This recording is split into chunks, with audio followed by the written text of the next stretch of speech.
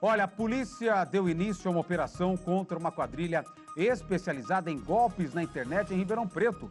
Ao vivo, eu vou direto agora com o nosso Rodrigo Pagliani, que tem mais informações para contar detalhes dessa operação e falar quantas pessoas acabaram na cadeia. Pagliani, boa tarde, boa semana, é polícia na rua, é bandido na cadeia. Conta pra gente.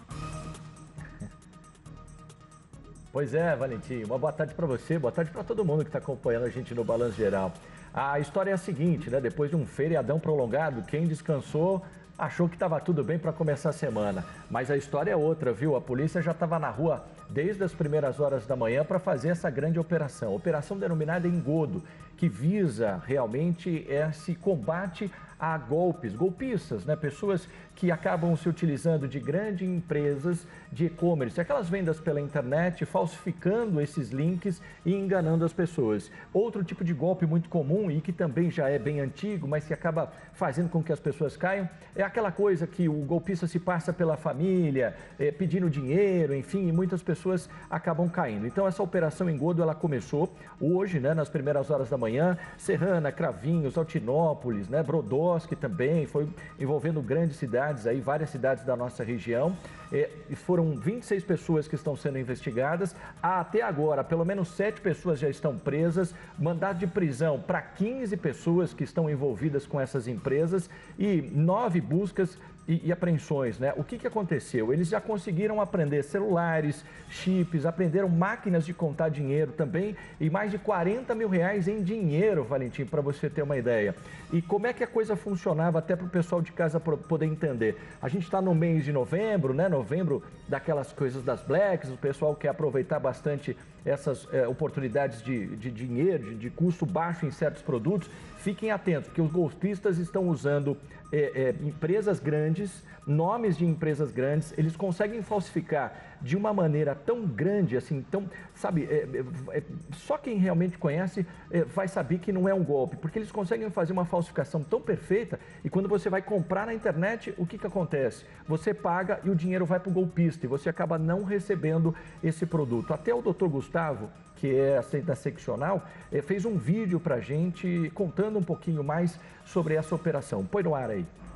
Essa associação criminosa, ela praticava golpes digitais em duas grandes modalidades. Uma delas, eles criavam sites falsos de lojas de e-commerce, abriam empresas não existentes de fato, empresas fantasmas, e as pessoas compravam nesses sites falsos e quando iam fazer o pagamento, a chave Pix remetia ao nome dessa empresa fantasma que tinham nomes semelhantes, muito próximos, muito parecidos com esses sites de e-commerce conhecidos no mercado. Na verdade, esse valor ia para o grupo criminoso, a pessoa não recebia o produto supostamente adquirido e o grupo criminoso pulverizava esses valores através de contas bancárias ligadas a integrantes do grupo. Uma segunda grande modalidade de golpe por eles empregado foi o golpe já conhecido do WhatsApp, no qual eles se passavam por familiares, clonavam uma conta de WhatsApp, criavam uma conta de WhatsApp, se passavam por familiares da pessoa, encaminhavam a mensagem como se fosse o pai, a mãe, um filho que tinham trocado a conta e pediam auxílio para o pagamento de uma conta, de um boleto, um pagamento via Pix. Pois é, Valentim, e uma das coisas assim absurdas, né, que eu acabei não falando antes dessa entrevista aí com o delegado Dr. Gustavo, é como que as pessoas conseguem emprestar nomes para esses golpistas, né? Porque eles acabam dando os nomes para que o dinheiro caia nessa conta, para depois repassar parte aí disso para os golpistas e ela acaba ficando como uma espécie de remuneração por ter emprestado essa conta. Isso é crime, essas pessoas podem responder criminalmente. Eu estou até com a doutora Gabriela Rodrigues, que está aqui ao meu lado, que é advogada criminalista e também advogada adjunto da seccional, da OAB, não é isso? Exatamente. Da diretoria. Doutora, é o seguinte, vamos lá. Como é que a gente consegue entender esse tipo de crime? Explica pra gente aí como que isso vem crescendo bastante, né? As penas, as leis, como é que isso está? Exatamente. Boa tarde a todos. É sempre uma situação muito delicada quando a gente fala de estelionato, né? Porque envolve engenharia social, é como a gente denomina dentro do direito penal. Exatamente, a pessoa que está cometendo o crime, ela sabe onde aquela pessoa vai comprar, sabe exatamente como produzir, por exemplo, o boleto falso, que nem foi o caso dessa operação. E mais do que isso, até em outras situações, sabe, por exemplo, o parente que aquela pessoa poderia estar pedindo dinheiro naquele momento no WhatsApp.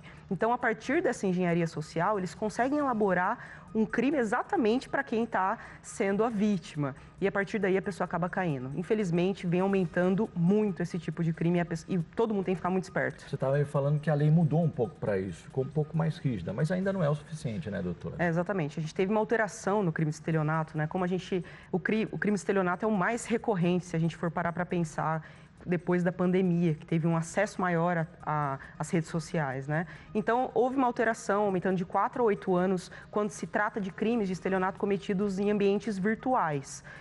Mas, de fato, não é suficiente. Ainda que até mesmo laranja responda por crime na mesma sintonia, né? Só que, pelo que a gente está acompanhando, não está sendo suficiente para diminuir esse tipo de criminalidade. Que a gente percebe que essa lei ainda precisa avançar bastante, né?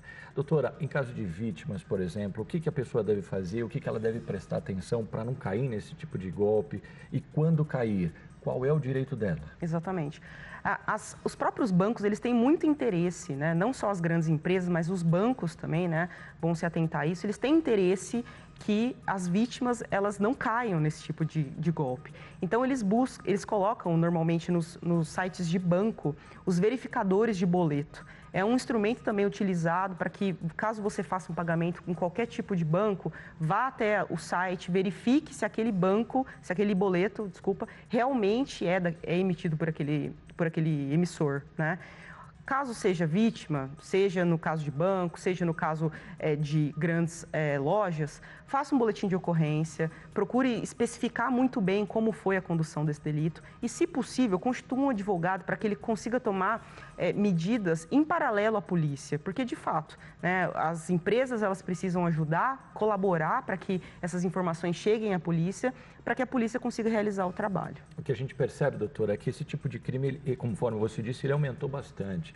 Quer dizer, é um crime, teoricamente, que o bandido consegue se esconder mais, as pessoas estão mais suscetíveis às redes sociais, a penalidade não é aquela exemplar que a gente tanto espera e, por outro lado, também, quando se envolve empresas grandes, a própria polícia tem certa dificuldade, não diria dificuldade, mas uma morosidade para conseguir auxiliar na investigação. Isso também, né, é um fator importante, né? É um fator muito importante e interessante até de esclarecer, né? A gente está acostumado no presencial a acreditar que os dados pessoais da pessoa é o nome, o CPF, o endereço. Quando a gente fala no ambiente virtual, a gente está falando de outros tipos de dados cadastrais, né? Então, o IP, ele se torna muito relevante. E para eu ter acesso ao IP, normalmente eu tenho que ter uma decisão judicial ou até mesmo uma colaboração da outra empresa a partir de um pedido do próprio delegado. Então, a investigação ela fica um pouco mais complicada, mas não quer dizer que é impossível. Tanto as empresas quanto a polícia vêm ganhando espaço nesse ambiente justamente para tentar cercear esse tipo de associação criminosa. Em alguns casos tem tido êxito, em outros a gente realmente está precisando se empenhar mais nesse contexto, né? Mas, de fato, é um crime que ainda há muita dificuldade de se combater. Precisa da colaboração tanto da polícia, quanto das vítimas, quanto também das empresas e dos bancos, que são os emissores desses boletos, né, em especial. Para a gente finalizar, doutora, até a polícia sempre falava sobre isso, né? Combine códigos com seus familiares, não caia naquela coisa, olha, mudei de celular, não te avisei, mas estou precisando de dinheiro, meu carro quebrou, enfim, olha, estou precisando comprar, mas meu dinheiro está ali, eu só vou ter amanhã, te pago amanhã. Quer dizer assim, existem mecanismos que as próprias famílias podem se proteger. É melhor isso do que depois correr atrás desse prejuízo, né, doutora? Exatamente.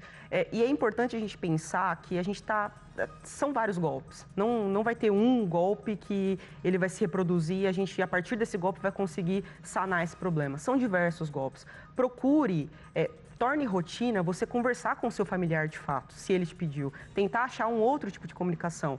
O banco mandou uma mensagem, tenta achar uma comunicação oficial com esse banco.